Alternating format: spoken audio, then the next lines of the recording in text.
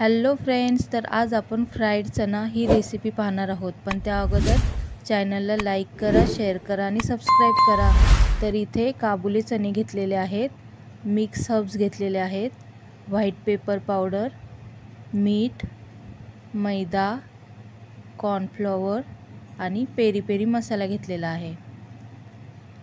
तेलसुद्धा तापायला ठेवलेलं आहे. आता एका बाउलमध्ये 1 चमचा मैदा, 1 चमचा कॉर्नफ्लॉवर, चवीनुसार मीठ, पाव चमचा मिरे पावडर, अर्धा चमचा मिक्स हर्ब्स आणि थोडं पाणी घालून बॅटर तयार करून घेणार आहे. ठीक असं बॅटर आपल्याला तयार करून घ्यायचं आहे. या प्रकारे मी बॅटर बनवून घेणार आहे. चणे मी काल रात्री भिजत घातले होते, त्यानंतर सकाळी त्यामधलं पाणी काढून घेतलं होतं आणि आता हे चणे या बॅटरमध्ये मिक्स करून घेणार आहे. या प्रकारे तुम्ही वाटले तर चणे बॉईलसुद्धा करून घेऊ शकता, असे केले तरी काहीच प्रॉब्लेम नाही आहे.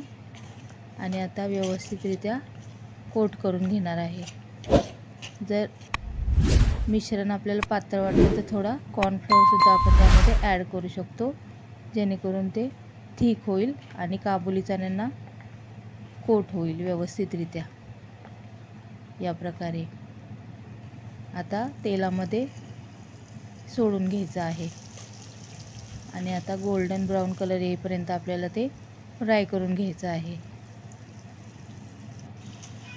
चटपटीत अशी ही रेसिपी, याबरोबर 1 कप चहा आणि संध्याकाळची वेळ, खूपच मस्त असं हे कॉम्बिनेशन. आता मी हे काढून घेतलेलं आहे.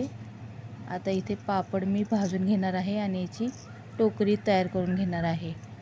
तुम्ही माझ्या अगोदरच्या व्हिडिओमध्ये बघू शकता, टोकरी चाटमध्ये मी टोकरी तयार केली होती. इथे पण एक करून दाखवणार आहे तुम्हाला.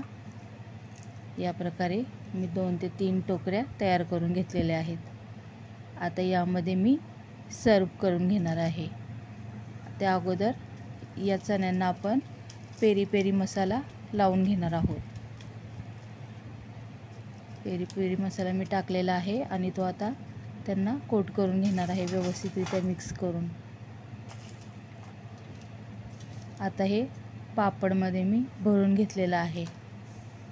या प्रकारे मी तिन्ही टोकऱ्या भरून घेणार आहे फ्राईड चणानी. खूपच टेम्पटिंग अशी ही रेसिपी, संध्याकाळच्या वेळेस खाण्यासाठी अगदी चटपटीत आणि झटपट होणारी.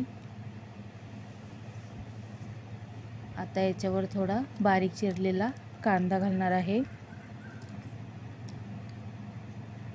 आणि थोडी बारीक चिरलेली कोथिंबीर. खूपच मस्त दिसते बघा. तुम्ही सुद्धा नक्की ट्राय करा आणि मला कमेंटमध्ये सांगा की कसं झालं आहे ते.